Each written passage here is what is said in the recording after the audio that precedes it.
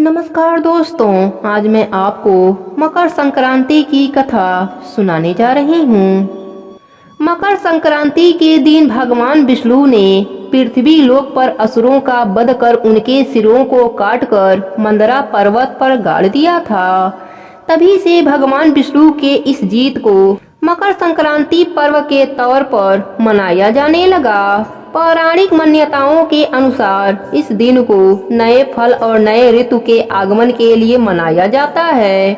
जब सूर्य देव मकर राशि पर प्रवेश करते हैं तब मकर संक्रांति का पर्व मनाया जाता है। इस दिन लाखों श्रद्धालु गंगा और अन्य पावन नदियों के तट पर स्नान और दान धर्म करते हैं। हिंदू धार्मिक मान्यताओं के अनुसार मकर संक्रांति के दिन भगवान विष्णु ने पृथ्वी लोक पर असुरों का वध कर उनके सिरों को काटकर मंदरा पर्वत पर गाड़ दिया था। तभी से भगवान विष्णु के इस जीत को मकर संक्रांति के पर्व के तौर पर मनाया जाने लगा। मकर संक्रांति की पौराणिक कथा के अनुसार भगवान सूर्य देव धनु राशि से निकलकर मकर राशि में प्रवेश करते हैं। मकर राशि के स्वामी शनि देव हैं, इसलिए कहा जाता है कि मकर में प्रवेश कर सूर्य देव अपने पुत्र से मिलने जाते हैं। राजा सगर ने अश्वमेघ यज्ञ का अनुष्ठान किया और अपने अश्व को विश्व विजय के लिए छोड़ दिया।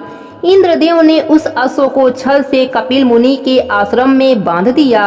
जब कपिल मुनि के आश्रम में राजा सागर के 60,000 पुत्र युद्ध के लिए पहुँचे और उनको अशब्द कहा, तब कपिल मुनि ने श्राप देकर उन सबको भस्म कर दिया। राजकुमार अंशुमान राजा सागर के पोते ने कपिल मुनि के आश्रम में जाकर उनकी विनती की और अपने बंधुओं के उद्धार का मार्ग पूछा। तब कपिल मुनि ने बताया कि इनके उद्धार के लिए गंगा जी को धरती पर लाना होगा। राजकुमार अंशुमान ने प्रतिज्ञा की कि उनके वंश का कोई भी राजा चैन से नहीं रहेगा जब तक गंगा जी को धरती पर ना ले आए। उनकी प्रतिज्ञा सुनकर कपिल मुनि ने उन्हें आशीर्वाद दिया। राजकुमार आशुतोष ने कठिन तप किया और उसी में अपनी जान दे दी। भागीरथ राजा दिलीप ने पुत्र और अंशुमान के पौत्र थे। राजा भागीरथ ने कठिन तप करके गंगा जी को प्रसन्न किया और उन्हें धरती पर लाने के लिए मना लिया।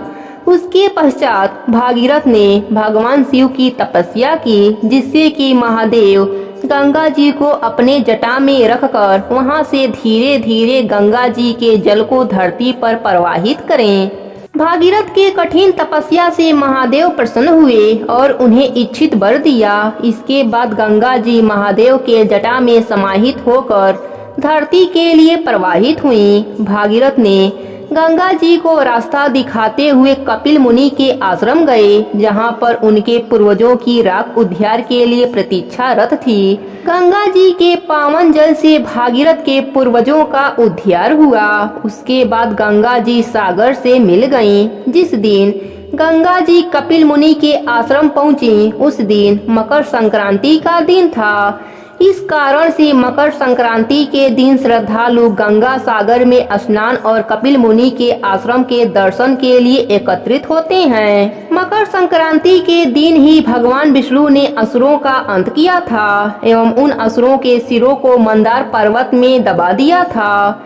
इस तरह से यह मकर संक्रांति का दिन बुराइयों और नकारात्मकता को खत्म करने का दिन कहा गया है। मकर संक्रांति का पर्व 2023 में 15 जनवरी दिन रविवार को मनाया जाएगा। यह पर्व हिंदू धर्म के लोगों के लिए विशेष महत्व रखता है।